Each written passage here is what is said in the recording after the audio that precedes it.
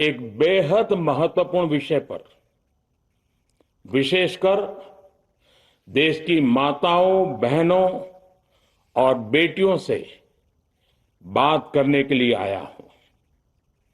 आज भारत का हर नागरिक देख रहा है कि कैसे भारत की नारी शक्ति की उड़ान को रोक दिया गया, उनके सपनों को बेरहमी से कुचल दिया गया। हमारे भरसक प्रयास के बावजूद हम सफल नहीं हो पाए। नारी शक्ति वंदन अधिनियम में संशोधन नहीं हो पाया और मैं इसके लिए सभी माताओं, बहनों, उनसे मैं क्षमा प्रार्थी हूं। साथियों, हमारे लिए देश हित सर्वोपरि है, लेकिन जब कुछ लोगों के लिए दल हित सब कुछ हो जाता है, दल हित देश हित से बड़ा हो जाता है, तो नारी शक्ति को, देश हित को इसका खामियाजा उठाना पड़ता है। इस बार भी यही हुआ है। कांग्रेस, डीएमके, टीएमसी और समाजवादी पार्टी जैसे दलों की स्वार्थी राजनीति का नुकसान देश की नारी शक्ति को उठाना पड़ा है। साथियों, कल देश की करोड़ों महिलाओं की नजर संसद पर थी। देश की नारी शक्ति देख रही थी। मुझे भी ये देखकर बहुत दुख हुआ कि जब ये नारी हित का प्रस्ताव गिरा तो कांग्रेस, डीएमके, टीएमसी, सपा जैसी परिवारवादी पार्टियां खुशी से तालियां बजा रही थी। महिलाओं से उनके अधिकार छीनकर ये लोग मेजें थपथपा रहे थे। उन्होंने जो किया वो केवल टेबल पर थाप नहीं थी, वो नारी के स्वाभिमान पर, उसके आत्मसम्मान पर चोट थी। और नारी सब भूल जाती है, अपना अपमान कभी नहीं भूलती। इसलिए संसद में कांग्रेस और उसके सहयोग के उन सबके व्यवहार की कसक हर नारी के मन में हमेशा रहेगी। देश की नारी जब भी अपने क्षेत्र में इन नेताओं को देखेगी तो वो याद करेगी कि इन्हीं लोगों ने संसद में महिला आरक्षण को रोकने का जश्न मनाया था, खुशियां मनाई थी। कल संसद में नारी शक्ति वंदन संशोधन का जिन भी दलों ने विरोध किया है, उनसे मैं दो टूक कहूंगा। ये लोग नारी शक्ति को फॉर ग्रांटेड ले रहे हैं। वो ये भूल रहे हैं कि 21वीं सदी की नारी देश की हर घटना पर नजर रख रही है। वो उनकी मंशा भांप रही है और सच्चाई भी भली भांति जान चुकी है। इसलिए महिला आरक्षण विरोध करके जो पाप विपक्ष ने किया है, इसकी उन्हें सजा जरूर मिलेगी। इन दलों ने संविधान निर्माताओं की भावनाओं का भी अपमान किया है और जनता द्वारा इसकी सजा से भी वो बच नहीं पाएंगे।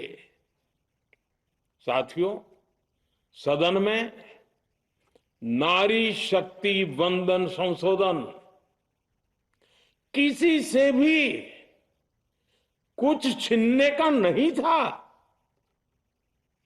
नारी शक्ति वंदन संशोधन हर किसी को कुछ न कुछ देने का था, देने के लिए संशोधन का था। ये 40 साल से लटके हुए नारी के हक को 2029 के अगले लोकसभा चुनाव से उसका हक देने का संशोधन था। नारी शक्ति वंदन संशोधन 21वीं सदी के भारत की नारी को नए अवसर देने, नई उड़ान देने, उसके सामने से बाधाएं हटाने का महायज्ञ था। देश की 50% यानी आधी आबादी को उसका अधिकार देने का साफ नियत के साथ, ईमानदारी के साथ किया गया एक पवित्र प्रयास था।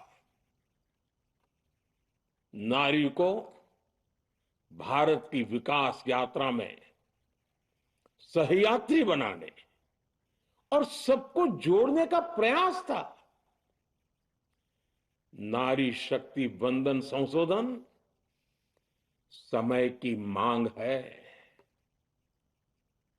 नारी शक्ति वंदन संशोधन उत्तर, दक्षिण, पूर्व, पश्चिम सभी राज्यों की, हर राज्य की शक्ति में समान वृद्धि का प्रयास था। ये संसद में सभी राज्यों की आवाज को अधिक शक्ति देने का प्रयास था। राज्य छोटा हो, राज्य बड़ा हो, राज्य की आबादी कम हो या राज्य की आबादी ज्यादा हो, सबकी समान अनुपात में शक्ति बढ़ाने की कोशिश थी। लेकिन इस ईमानदार प्रयास की कांग्रेस और उसके सहयोगियों ने सदन में पूरे देश के सामने भ्रूण हत्या कर दी है। भ्रूण हत्या कर दी है। ये Congress, TMC, Samajwadi party, DMK जैसे दल इस भ्रूण हत्या के गुनहगार है। ये देश के संविधान के अपराधी हैं। ये देश की नारी शक्ति के अपराधी हैं। साथियों, कांग्रेस महिला आरक्षण के विषय से ही नफरत करती है। उसने हमेशा से ही महिला आरक्षण को रोकने के लिए षड्यंत्र किए हैं। इस दिशा में पहले जितनी बार भी प्रयास हुए, हर बार कांग्रेस ने इसमें रोड़े अटकाए हैं। इस बार भी कांग्रेस और उसके साथियों ने महिला आरक्षण को रोकने के लिए एक के बाद एक नए झूठ का सहारा लिया। कभी संख्या को लेकर, कभी किसी और तरीके से कांग्रेस और उसके साथियों ने देश को गुमराह करने की कोशिश की। ऐसा करके इन दलों ने भारत की नारी शक्ति के सामने अपना असली चेहरा सामने ला दिया है, अपना मुखौटा उतार दिया है। साथियों, मुझे व्यक्तिगत तौर पर आशा थी कि कांग्रेस अपनी दशकों पुरानी गलती सुधारेगी। कांग्रेस अपने पापों का प्रायश्चित करेगी। लेकिन कांग्रेस ने इतिहास रचने का, महिलाओं के पक्ष में खड़े होने का अवसर खो दिया। कांग्रेस खुद देश के अधिकांश हिस्सों में अपना वजूद खो चुकी है।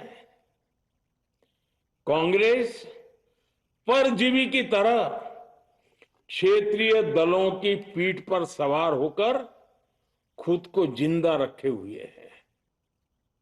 लेकिन कांग्रेस ये भी नहीं चाहती कि क्षेत्रीय दलों की ताकत बढ़े। इसलिए कांग्रेस ने इस संशोधन का विरोध करवाकर अनेक क्षेत्रीय दलों के भविष्य को अंधकार में धकेलने का राजनीतिक षड्यंत्र किया है। साथियों, Congress, Samajwadi party, DMK, TMC और दूसरी पार्टियां इतने वर्षों से हर बार वही बहाने, वही कुतर्क गढ़ते आए हैं, बनाते आए हैं। कोई न कोई टेक्निकल पेंच फंसाकर ये महिलाओं के अधिकारों पर डाका डालते रहे हैं। देश राजनीति का ये भद्दा पैटर्न बराबर समझ चुका है और उसके पीछे की वजह भी जान चुका है। भाइयों बहनों, नारी शक्ति वंदन अधिनियम के विरोध की एक बड़ी वजह है इन परिवारवादी पार्टियों का डर। इन्हें डर है अगर महिलाएं सशक्त हो गई तो इन परिवारवादी पार्टियों का नेतृत्व खतरे में पड़ जाएगा।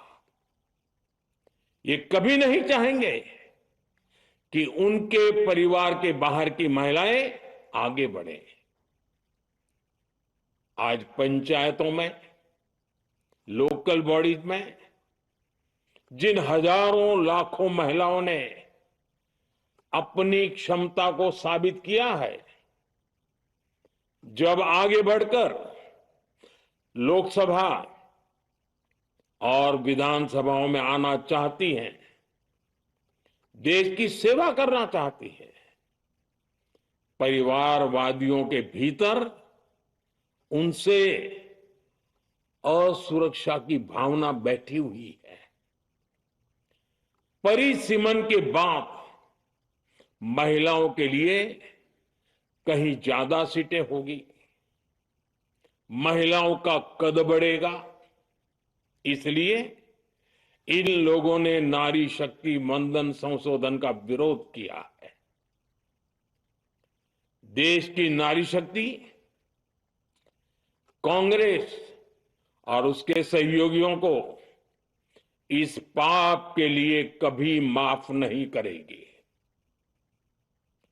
मेरे प्रिय देशवासियों, कांग्रेस और उसके साथी दल डिलिमिटेशन पर लगातार झूठ बोल रहे हैं। ये इस बहाने विभाजन की आग को सुलगाना चाहते हैं, क्योंकि बांटो और राज करो, कांग्रेस ये पॉलिटिक्स अंग्रेजों से विरासत में सीख कर आई है और कांग्रेस आज भी उसी के सहारे चल रही है। कांग्रेस ने हमेशा देश में दरार पैदा करने वाली भावनाओं को हवा दी है। इसलिए यह झूठ फैलाया गया कि डीलिमिटेशन यानी परिसीमन से कुछ राज्यों को नुकसान होगा, जबकि सरकार ने पहले दिन से स्पष्ट किया है कि न किसी राज्य की भागीदारी का अनुपात बदलेगा, न किसी का रिप्रेजेंटेशन कम होगा, बल्कि सभी राज्यों की सीटें समान अनुपात में ही बढ़ेगी। फिर भी कांग्रेस, डीएमके, टीएमसी और समाजवादी पार्टी जैसे दल इसे मानने को तैयार नहीं हुए। साथियों, ये संशोधन बिल सभी दलों और सभी राज्यों के लिए एक मौका था, एक अवसर था। ये बिल पास होता तो तमिलनाडु, बंगाल, यूपी, केरला हर राज्य की सीटें बढ़ती, लेकिन अपनी स्वार्थी राजनीति की वजह से इन दलों ने अपने राज्यों के लोगों को भी धोखा दे दिया। जैसे कि डीएमके के पास मौका था कि वो और ज्यादा तमिल लोगों को सांसद विधायक बना सकती थी, तमिलनाडु की आवाज और मजबूत कर सकती थी, लेकिन उसने वो मौका खो दिया। टीएमसी के पास भी बंगाल के लोगों को आगे बढ़ाने का मौका था, लेकिन टीएमसी ने भी ये मौका गंवा दिया। समाजवादी पार्टी के पास भी मौका था कि वो महिला विरोधी छवि होने के दाग को कुछ कम कर सके, लेकिन सपा भी इसमें चूक गई। समाजवादी पार्टी लोहिया जी को तो पहले ही भूल चुकी है। सपा ने नारी शक्ति वंदन संशोधन का विरोध करके लोहिया जी के सारे सपनों को पैरों तले रौंद दिया है। सपा महिला आरक्षण विरोधी है। ये यूपी की और देश की महिलाएं कभी नहीं भूलेगी। साथियों, महिलाओं के आरक्षण का विरोध करके कांग्रेस ने फिर एक बात सिद्ध कर दी है। कांग्रेस एक एंटी रिफॉर्म पार्टी है। 21वीं सदी के विकसित भारत के लिए जो भी निर्णय, जो भी रिफॉर्म जरूरी है, जो भी निर्णय देश ले रहा है, कांग्रेस उन सब का विरोध करती है, उसे खारिज कर देती है, उस काम के अंदर खलल डालती है। यही कांग्रेस का इतिहास है और यही कांग्रेस की नेगेटिव पॉलिटिक्स है।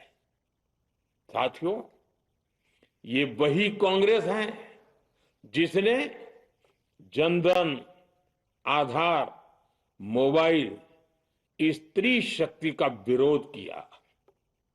कांग्रेस ने डिजिटल पेमेंट्स का विरोध किया। कांग्रेस ने जीएसटी का विरोध किया।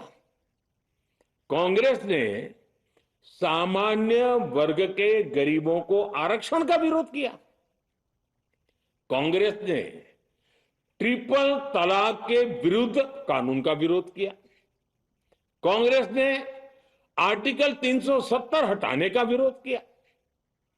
हमारा संविधान, हमारे कोर्ट जिस यूनिफॉर्म सिविल कोड, समान नागरिक आचार संहिता को, यूसीसी को जरूरी बताते हैं, कांग्रेस उसका भी विरोध करती है। रिफॉर्म का नाम सुनते ही कांग्रेस विरोध की तख्ती लेकर दौड़ पड़ती है। ऐसा कोई भी काम जिससे देश मजबूत होता है, कांग्रेस उसमें बाधाएं खड़ी करने के लिए पूरी शक्ति लगा देती है। Congress one nation one election का विरोध करती है। कांग्रेस देश में घुसपैठियों को भगाने का विरोध करती है। कांग्रेस मतदाता सूची के शुद्धिकरण, एसआईआर का विरोध करती है। कांग्रेस वक्फ बोर्ड में रिफॉर्म का विरोध करती है। साथियों, कांग्रेस ने शरणार्थियों को सुरक्षा देने वाले सीएए कानून तक का विरोध किया। इस पर झूठ बोलकर, अफवाहें फैलाकर देश में बवंडर खड़ा कर दिया। कांग्रेस माओवादी नक्सली हिंसा को समाप्त करने के देश के प्रयासों में भी रुकावटें डालती है। कांग्रेस का एक ही पैटर्न रहा है, कोई भी रिफॉर्म आए तो झूठ बोलो, भ्रम फैलाओ। इतिहास साक्षी है, कांग्रेस ने हमेशा यही नेगेटिव रास्ता चुना है। साथियों, जो भी कार्य देश के लिए जरूरी फैसला होता है, कांग्रेस इसको कारपेट के नीचे डाल देती है। कांग्रेस के इसी रवैये की वजह से भारत विकास की उस ऊंचाई पर नहीं पहुंच पाया जिसका भारत हकदार है। आजादी के समय उस दौर में हमारे साथ और भी कई देश आजाद हुए थे। ज्यादातर देश हमसे बहुत आगे निकल गए और इसकी वजह थी कि कांग्रेस हर रिफॉर्म को रोककर बैठी रही। लटकाना, भटकाना, अटकाना, यही कांग्रेस का सिद्धांत रहा है, यही कांग्रेस का वर्क कल्चर रहा है। कांग्रेस ने पड़ोसी देशों के साथ सीमा विवादों को लटकाया। कांग्रेस ने पाकिस्तान के साथ पानी बंटवारे से जुड़े विवादों को लटकाया। कांग्रेस ने ओबीसी आरक्षण के निर्णय को 40 साल तक लटकाए रखा। कांग्रेस ने सैनिकों के लिए वन रैंक वन पेंशन को 40 साल तक रोके रखा। साथियों, कांग्रेस के इस रवैये ने हमेशा देश का बहुत बड़ा नुकसान किया है। कांग्रेस के हर विरोध, हर अनिर्णय, हर छल प्रपंच का खामियाजा देश ने भुगता है, देश की पीढ़ियों ने भुगता है। आज देश के सामने जितनी भी बड़ी चुनौतियां हैं, वो कांग्रेस के इसी रवैये से उपजी हुई है। इसलिए ये लड़ाई सिर्फ एक कानून की नहीं है, ये लड़ाई कांग्रेस की उस एंटी रिफॉर्म मानसिकता के साथ है जिसमें सिर्फ नेगेटिविटी है, नकारात्मकता है। और मुझे इसमें कोई संदेह नहीं है कि देश की सभी बहनें बेटियां कांग्रेस की इस मानसिकता को करारा जवाब दे के रहेगी। साथियों, कुछ लोग देश की महिलाओं के सपने टूटने को सरकार की नाकामी बता रहे हैं। लेकिन ये विषय कामयाबी या नाकामयाबी क्रेडिट का था ही नहीं। मैंने संसद में भी कहा था, आधी आबादी को उनका हक मिल जाने दीजिए, मैं इसका क्रेडिट विज्ञापन छपवाकर विपक्ष के सभी लोगों को दे दूंगा। लेकिन महिलाओं को दकियानुसी सोच से देखने वाले फिर भी अपने झूठ पर अड़े रहे, कायम रहे। साथियों, नारी शक्ति को भागीदारी दिलाने की लड़ाई दशकों से चल रही है। वर्षों से मैं भी इसके लिए प्रयास करने वालों में से एक हूं। कितनी ही महिलाएं ये विषय मेरे सामने उठाती रही, कितनी ही बहनों ने पत्र के द्वारा मुझे सारी बातें बताई हैं। मेरे देश की माताएं, बहनें, बेटियां, मैं जानता हूं आज आप सब दुखी हैं। मैं भी आपके इस दुख में दुखी हूं। आज भले ही बिल पास कराने के लिए जरूरी 66% वोट हमें नहीं मिला हो, लेकिन मैं जानता हूं देश की 100%, 100% नारी शक्ति का आशीर्वाद हमारे साथ है। मैं देश की हर नारी को विश्वास दिलाता हूं, हम महिला आरक्षण के रास्ते में आने वाले हर रुकावट को खत्म करके रहेंगे, हटा करके रहेंगे। हमारा हौसला भी बुलंद है, हमारी हिम्मत भी अटूट है और हमारा इरादा भी अड़िग है। महिला आरक्षण का विरोध करने वाली पार्टियां ये देश की नारी शक्ति को संसद और विधानसभाओं में उनकी भागीदारी बढ़ाने से कभी भी रोक नहीं पाएंगे। सिर्फ वक्त का इंतजार है।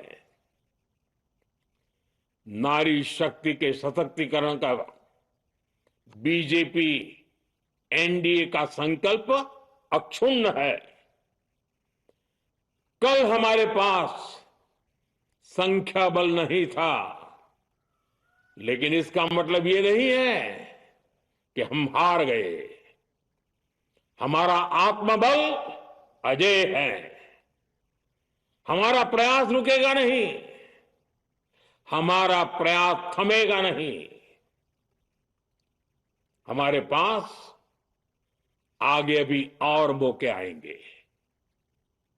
हमें आधी आबादी के सपनों के लिए, देश के भविष्य के लिए इस संकल्प को पूरा करना ही है। आप सबका बहुत बहुत धन्यवाद।